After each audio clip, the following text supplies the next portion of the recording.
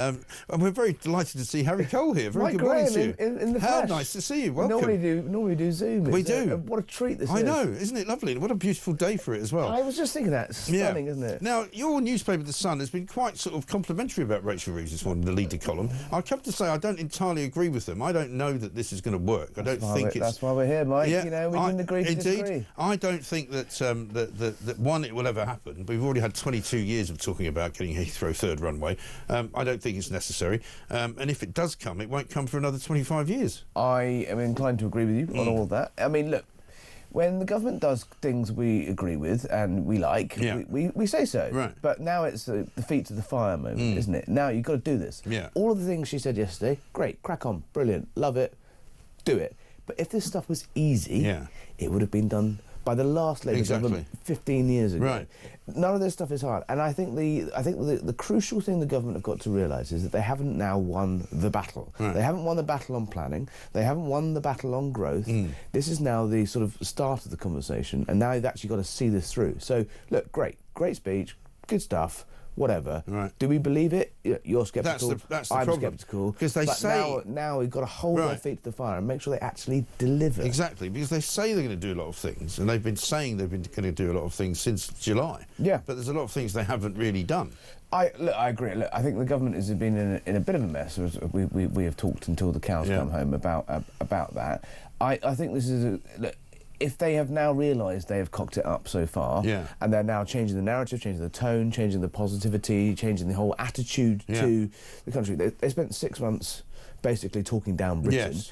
If they realise now that they have cocked that up and essentially talked us almost the brink of a recession, look, never too late. Look, God loves a repenter, right? But maybe it is too late because it's going to get worse, isn't it? Because April's coming, it's looming on the horizon. It's going to be February in a couple of days' time. Soon we're going to be in April. People that tell me who run small businesses that they're going to be crippled financially by the minimum wage going up and by the national insurance increase. I think also we're sort of, to use a horrible Westminster term, we sort of priced in the national insurance thing. Look, businesses need to plan for the year ahead and 2 years ahead and 5 years ahead, sure, but this hasn't actually kicked in yet. Exactly. It doesn't come in until April, and I cited yesterday on my show, I cited a small business owner who was, I basically said, look, he's a friend of mine, and he called me last night because I sent him the clip, and he said, well, yeah, you got this right, which is essentially, I am now trying to stand still. I'm now basically treading water rather than expanding.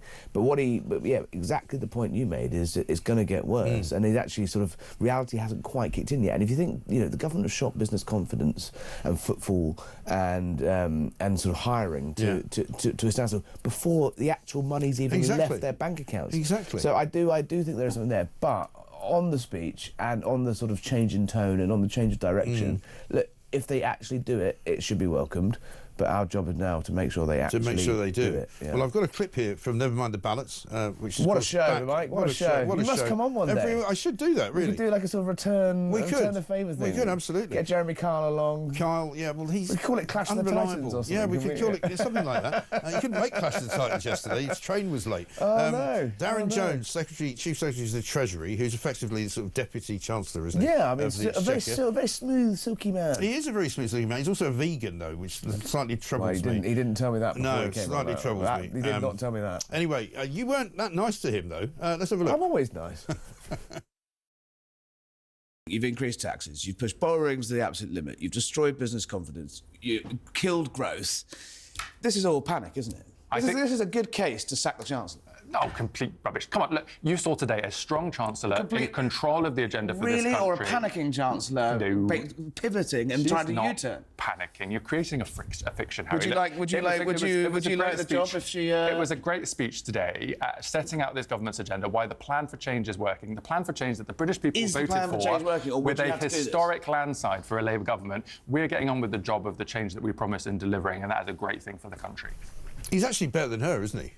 In a way. I mean, I don't mean to be unkind. Notice he didn't answer the question of whether he didn't answer the question, but he didn't mind you giving him a bit of a shellacking there either, which is what they should put up with. They should expect to get that. Yeah, of course. Also, he's he's got a really interesting job in the next 3 or 4 months, which is this massive spending review. Right. And look, they've maxed out borrowing, they've maxed out the tax rising potential. We hope. Yeah. I mean, really, we have record levels of tax. Can they find any more things to tax? I'm sure they could, but I do realise, I think politically they know that tax is toxic to them. So they've got to start cutting some spending, and that's his job, which is Chief Secretary of the Treasury. He's basically essentially bad cop. Yeah. But so everybody tries to cut spending, and not very many times does it work. Exactly. I mean, the Tories identified £12 billion of welfare cuts. I suspect that's probably a bit toppy in politically what's possible. And what I asked him at the end there is he's going to be probably the most unpopular man in Britain shortly. Right. Certainly in the shadow cabinet, because he's got to turn around and tell everyone there's no money and you've got to start really scrimping. But also the Labour Party has he's got all these new MPs, nice, young, pretty, nice, fun people who've never really been tested. Yeah. And there's about to be a massive crunch for them because they've got to cut the welfare bill. Yeah. There's no more money for the NHS. The NHS yesterday turned up in Parliament and said, oh, you know that 10.6 billion you gave us last month, it's gone. Yeah. And so they're going to come back with their begging bowl. They're going to have to be told no. At the same time as... Because the welfare budget's massively up, isn't it? It is insane. It is hugely... it is out of control. And, we used to be a health service with a country attached. Yeah. Now we're a health service and a welfare society with a country attached. There's no money. Right. At the same time as they need to find 2.5% of GDP for defence. Right. So that guy, Darren Jones, very silky, very smooth, very charming. Yeah. But he's about to have a real test of his life because they've got to cut the welfare bill. And do they have the political capital to do it? No, I don't think they do. They may have the political will to do it, but they're going to have a massive fight with their own side about this. Yeah. And so, it'll make Heathrow and Sadiq Khan tweeting about, Heathrow look like a walk in the park. Because they're about to go the Labour Party is about to have a massive internal sort of battle for itself. Right. Interesting, because we always said that they would probably be the opposition to the government. Well, it's always the way. The majority of that size, essentially, the Tories are barely on the pitch. Nigel's, he's doing Nigel, but he's only got 5 MPs. Yeah. The real sort of decision making, exactly what happened with the Tories under Boris, is actually, and when the opposition were a bit useless, the sort of battles come internally, and there's 400 of these Labour MPs. Yeah. I nearly said something rude there. I can see it. I can see Christian. Christian's going to have to dump me again. Yeah. I can see it. Now, let me get your view on this. This is a great voice note that we got a little bit earlier. I love your voice notes, by the way. Yeah, these are brilliant. Your voice notes are supreme. They're incredible. This is Mark on what he believes the Labour government to be. Morning, my kids. Mark in Lancashire. These days, every time I hear one of these Labour Party government clowns speaking, I keep waiting for them to say Shazam at the end of a sentence or abracadabra. They seem to think that they can influence the direction of travel on the big issues just by saying things. You can tell that when they're interviewed. What we're saying on this is, what we're saying on that is. They say lots, but they don't actually do anything. And this is what Rachel from customer service is trying to do now. She's trying to influence the economy just by saying things. There'll be a third runway, Shazam. It's true, isn't it? I mean, it does have that sound to it. It's like they expect something to just happen magically in front of our very eyes. I mean, one of the biggest things the government, I'm about to get all philosophical now, but vibes are really important. They are. Because one of the biggest tools in the arsenal of the government is that you are the government. And when you say something, you can move markets.